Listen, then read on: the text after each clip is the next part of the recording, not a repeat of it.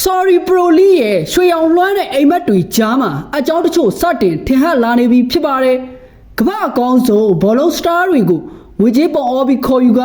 မ္ဘာအဆင့်မီလီတစ်ခုဖြစ်အောင်တည်ဆောက်နေတဲ့ Saudi Arabia ရဲ့စီမံကိန်းဟာအခုအခါမှာတော့အကြီးဆုံး Superstar တွေရဲ့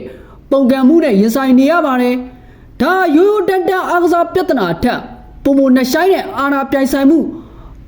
စနစ်အရှုံထွေးနဲ့ Star တွေကြားကမကျဉ်းမှုတွေပေါင်းစည်းနေတဲ့ဇလံတစ်ပုဒ်ဖြစ်ပါတယ်။ဒီအကြောင်းတွေကိုအခုဗီဒီယိုမှာအသေးစိတ်တင်ဆက်ပေးသွားမှာဖြစ်ပါတယ်။ဖေဖော်ဝါရီလရဲ့အစောပိုင်းရက်တွေမှာ Saudi ဘောလုံးလောကကိုတုံ့လောက်စေခဲ့တဲ့သတင်းတစ်ခုဇက်တိုက်ထွက်ပေါ်လာခဲ့ပါတယ်။ပထမတစ်ခုကတော့ AET ရဲ့အဓိကတိုက်စစ်မှုကာရဘန်စီမှာအသင်းအတွက်ဆက်လက်ကစားပေးဖို့ညှင်းဆန်ခဲ့ပြီးပွဲစဉ်နှစ်ပွဲဇက်တိုက်အသင်းလူစင်ရမှမပါဝင်ခဲ့ပါဘူး။ဒုတိယအနေနဲ့အဆိုးရွားဆုံးသတင်းကတော့လီရဲ့မျက်နှာစာဖြစ်တဲ့ခရစ္စတီယာနိုရိုနယ်ဒိုဟာဖေဖော်ဝါရီလ2ရက်နေ့တနင်္လာနေ့မှာရှင်ပြိုင်ခဲ့တဲ့အင်နာဆာရဲ့ပွဲစဉ်ကိုပါဝင်ကစားပေးဖို့ညှင်းဆန်ခဲ့တာဖြစ်ပါတယ်။ဒီဖြစ်ရပ်နှစ်ခုဟာတိုက်ဆိုင်မှုမဟုတ်ပါဘူး။ Saudi Arabia ရဲ့အားကစားကဏ္ဍကိုချုပ်ကင်ထားတဲ့ Public Investment Fund ရဲ့စီမံခန့်ခွဲမှုအလွဲတွေနဲ့ပိုင်ဆိုင်မှုပုံစံထူးဆန်းနေမှုတွေကနေပေါက်ဖွာလာတဲ့အကျိုးဆက်တွေဖြစ်ပါတယ်။2023ခုနှစ်မှာ Real Madrid ကိုစွန့်ခွာပြီး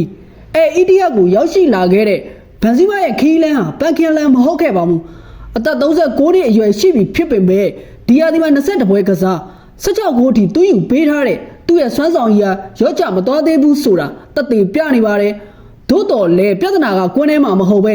စာချုပ်စာတမ်းစပွဲဝိုင်းမှာစတင်ခဲ့တာပါ။ဘန်ဇီမာရဲ့လက်ရှိစာချုပ်က2026မှာကုန်ဆုံးမှာဖြစ်ပေမဲ့ PIF ကသူ့ကိုကမ်းလှမ်းလာတဲ့စာချုပ်တင်ဟာ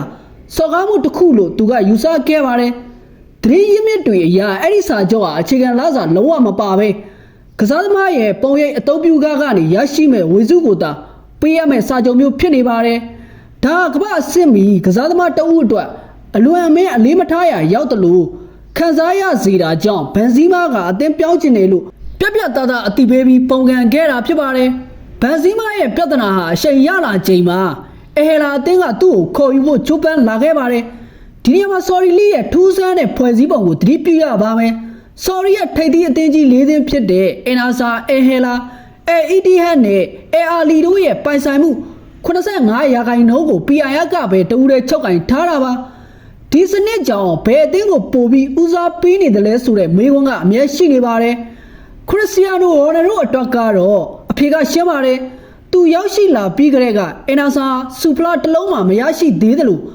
အပြောင်းရွှေ့အသုံးစရိတ်မှာလည်းဟဲလာကတိတိတတ်အသာစီးရနေတာကိုသူကမကြေမနက်ဖြစ်နေပါတယ်။ဟဲလာဟာ2023ခုကနေ2026အတွင်းငွေကြေးအမြောင်များသုံးစွဲပြီးအင်အားတောင့်တင်းအောင်လှုပ်ဆောင်နေချိန်မှာအင်နာဆာကတော့အဲ့ဒီလောက်အခွင့်အရေးမရခဲ့ပါဘူး။အခုခါမှလည်း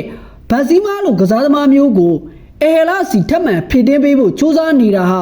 ဟော်ရတို့အတွက်တော့တိခံနိုင်စွမ်းကုံဆုံးစေခဲ့တဲ့အချက်ဖြစ်သွားပါတယ်။ဒါကြောင့်ပဲသူကဖေဖော်ဝါရီ2ရက်ပွဲကိုမကစားဘူးလို့ဆန္ဒပြခဲ့တာပါ။ဒါအားလည်းယူတာမဟုတ်ပဲစီမံခန့်ခွဲမှုစနစ်တစ်ခုလုံးကိုစိန်ခေါ်လိုက်တဲ့လုပ်ရဖြစ်တယ်လို့ဖာဘီဇီယိုရိုမာနိုကဲ့သို့သတင်းရင်းမြစ်တွေကအတည်ပြုခဲ့ကြပါတယ်။ Sorry ဘောလုံးလောကဟာလက်ရှိမှာအစိုးရပိုင်ကနေ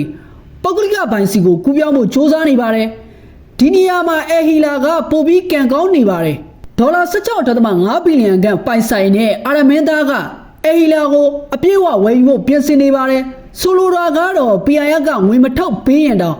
မင်းသားရဲ့ကိုပိုင်ငွေနဲ့ဘန်ဇီမာလိုစတားတွေကိုခေါ်ယူနိုင်စွမ်းရှိနေတာပါ။အင်နာဆာမာတော့ဒီလိုမျိုးငွေကြေးအင်အားကြီးမားတဲ့ပုဂ္ဂလိကပိုင်ရှင်မျိုးမရှိသေးပါဘူး။ဒါရိုနယ်ဒိုအတွက်တော့သူ့ရဲ့အသင်းဟာလီရဲ့အင်အားကြီးအသင်းတွေကြားမှာ